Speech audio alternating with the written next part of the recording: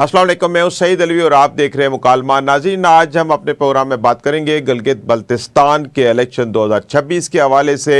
बज़ाहिर तो बहुत पुरअमन रहा इंतखाबी सिलसिला। मुकम्मल तौर पर हमने देखा कि बड़ी स्मूथ तरीके से इलेक्शन हुए, अवाम ने भरपूर इसमें शिरकत की और इसके अलावा मुख्तलिफ़ पार्टियों की तरफ से भी बड़े बड़े रहनुमा गए, ख़ास तौर पर मुस्लिम लीग नून के, पाकिस्तान पीपल्स पार्टी के, दीगर जमातों के रहनुमा गए और वहाँ पे इलेक्शन कैंपेन की गई। और 10 जो उसमें से नशिस्तें वो पाकिस्तान पीपल्स पार्टी ने हासिल की हैं। और इसके अलावा अभी जो मसला है वो 5 नशिस्तों का है। 5 नशिस्तों के ऊपर नताइज ना आ सके, उसकी वजह ये बताई जा रही है कि वहाँ पे इलेक्शन जो है वो दोबारा होगा। वहाँ पे कुछ मसाइल थे जिसकी वजह से वहाँ पे वोटों के कास्ट होने के हवाले से कुछ तनाज़े थे मकामी सतह पे, जिसकी वजह से दोबारा जो है 15 जून को इलेक्शन 5 ऐसी नशिस्तें हैं जिनके लिए कराए जा रहे हैं। तो इसी हवाले से हम तफसीली बातचीत करेंगे कि क्या अभी जो 10 सीटें पाकिस्तान पीपल्स पार्टी ने हासिल की हैं, इस बुनियाद पे वो वहाँ पे हुकूमत साजी कर सकेंगे या हुकूमत साजी के लिए उनको दीगर इत्तेहादियों की ज़रूरत होगी, या इसके अलावा वो जो आज़ाद उम्मीदवार वहाँ पे जीते हैं उनकी ज़रूरत होगी। इस वक्त गिलगित बल्तिस्तान में ओवरऑल सियासी सूरत हाल किस तरफ जा रही है, हम तफसीली बातचीत करेंगे। मुकालमा में ज्वाइन कर रहे हैं कमरुज़्ज़मान कायरा साहब, आप सीनियर रहनुमा हैं पाकिस्तान पीपल्स पार्टी के। कमरुज़्ज़मान कायरा साहब, मुकालमा में खुशामदीद। कमरुज़्ज़मान कायरा साहब, आपको एक तो बहुत बहुत मुबारक हो कि आपने गिलगित बल्तिस्तान में सबसे ज़्यादा सीटें ली। इस वक्त कंफर्म नंबर क्या है? 9 का फिगर चल रहा है, 10 का भी चल रहा है, तो अब फाइनल क्या फिगर है, ज़रा अपडेट करेंगे। हमारे पास जी अभी 9 का फिगर कंफर्म है, 10 भी ठीक है, लेकिन उसकी वजह बुनियादी तौर पे यह है कि कुछ हलकों के रिजल्ट जो हैं वो रुके हुए हैं। ठीक है। वहां पे इलेक्शन कमीशन ने किसी में 2, किसी में 4, किसी में 6, 10 पोलिंग स्टेशनों को रीपोल पे डाला है। सही। और 15 तारीख को रीपोलिंग रखी है जी, ठीक है। वो जो है उससे सारा प्रोसेस जो है ये मुतासर हुआ है। और उसके साथ ही लोगों में फिर शकूक व शुबहात शुरू हो जाते हैं कि जो डिले हो रहा है इसकी क्या वजह है। पैनिक हो जाता है ये बहुत, क्योंकि हमारा इलेक्टोरल प्रोसेस पे जो यकीन है वो बड़ा कमजोर है, क्योंकि हमारे यहाँ इलेक्शन प्रोसेस जो है वो बड़ा मशकूक रहा है। सही। ऑलरेडी बड़ा फॉल्टी रहा है और इसलिए लोग शक कर रहे हैं, प्रॉब्लम है। तो हम समझते हैं कि एक निस्बतन बेहतर इलेक्शन कराने के बाद कोई ऐसी फिजा नहीं बननी चाहिए जिससे चीजें खराबी की तरफ जाए।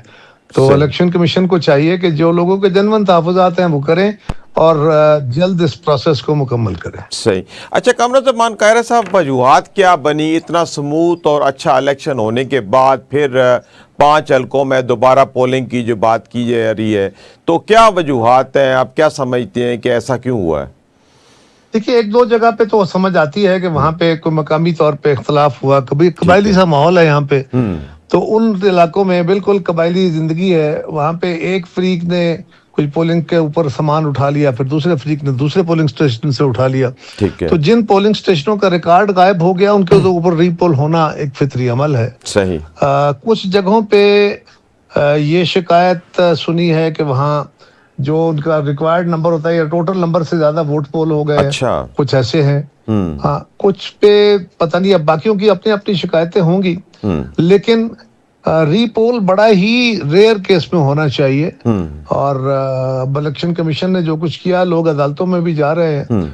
तो हम समझते हैं कि एक अच्छा तासर था, एक पुरअमन इलेक्शन हुआ। जी बिल्कुल। और ये खुदा न खास्ता अब कई जगहों पे एहतजाज हो रहे हैं, वो कह रहे हैं हमें अपने रिजल्ट नहीं मिले। ठीक है। इसको एड्रेस करना चाहिए और जल्द करना चाहिए। अच्छा, पीपल्स पार्टी का क्या मौक़िफ़ है ओवरऑल इलेक्शन के हवाले से? फिर ये बाद में जो री इलेक्शन हो गए हैं, तो पीपल्स पार्टी क्या समझती है कि इन सारे मामले को किस तरीके से हैंडल करना चाहिए? देखिए, मैं पीपल्स पार्टी का मौक़िफ़ ही दे रहा हूँ। सही। अच्छा, पीपल्स पार्टी हूं ना जी, मैं पीपल्स पार्टी का ही मौक़िफ़ दे रहा हूँ। जी ठीक है। अच्छा, अब नेक्स्ट जो इलेक्शन है, री इलेक्शन 15 तारीख को तय किए गए हैं। जी जी जी ठीक है। तो अब ये जब तक ये इलेक्शन नहीं हो जाते 15 तारीख, तो उससे पहले हुकूमत साजी का अमल शुरू हो सकता है कि नहीं हो सकता?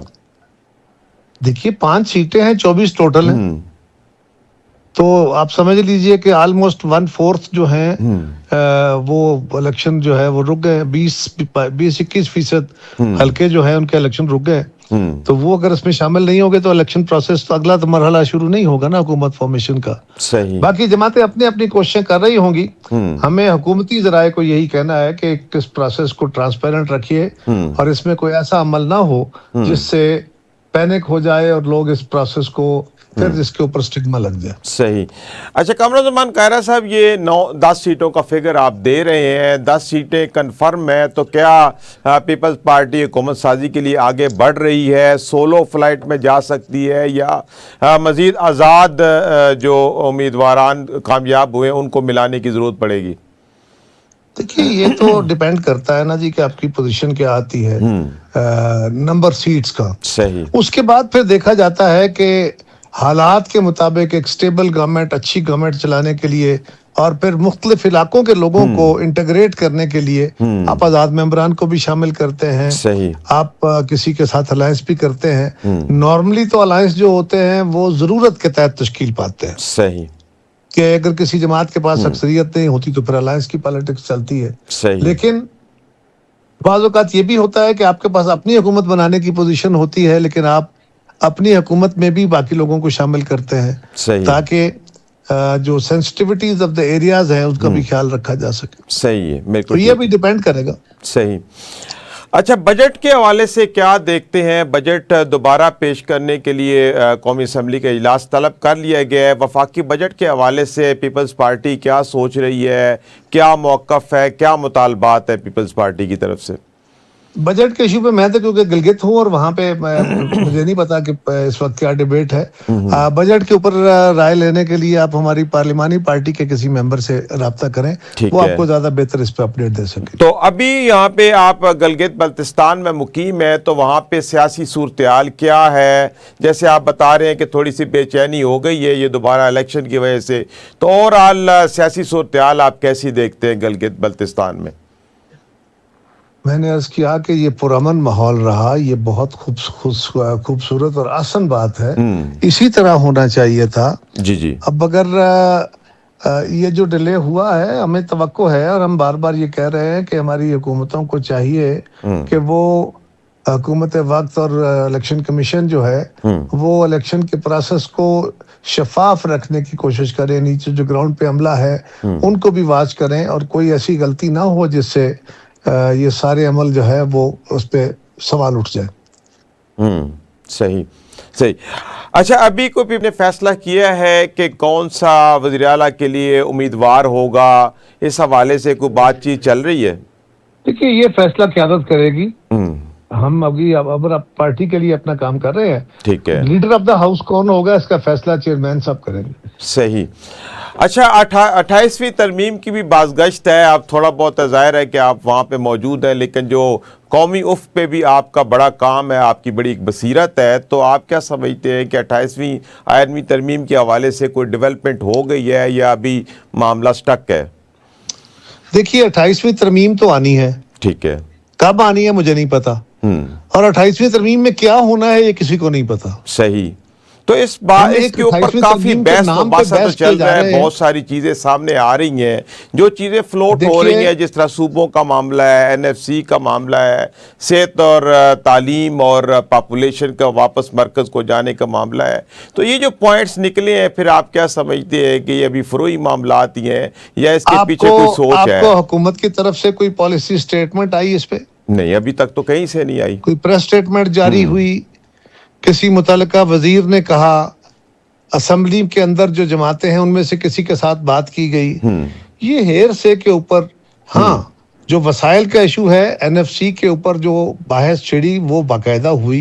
ठीक है। सूबों की बहस कुछ लोगों ने छेड़ी, कई लोगों का ख्याल है कि हर डिवीजन में सूबा बनना चाहिए, कुछ लोग कहते हैं कि नहीं सूबों को तादाद बढ़ानी चाहिए। तो ये बहस है, लोगों का हक है इंटेलेक्चुअल बहस करे। कोई कहता है 10 सूबे बने, कोई कहता है 30 सूबे बने, करते रहे बहस।